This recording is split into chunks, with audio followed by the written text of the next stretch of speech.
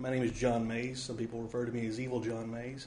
I'm a makeup effects artist, and I'm here doing a demonstration for ExpertVillage.com. What we have here is the alcohol-based makeup. It goes on pretty fast. When the alcohol evaporates, the makeup is set. And it works really well in situations where you don't want the actor having to need the makeup reapplied, often because they're sweating it off.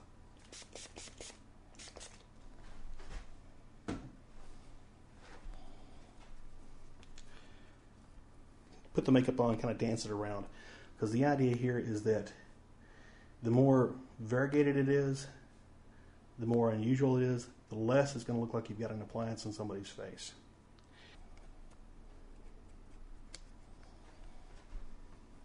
If you use just straight red or straight black or something like that, it's going to look like you just use straight red or straight black. So you need to kind of mix things up a bit.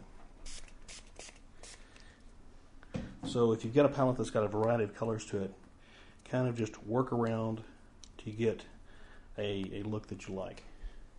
What I'm going to do is put some black in this eye wound to give it some depth of field.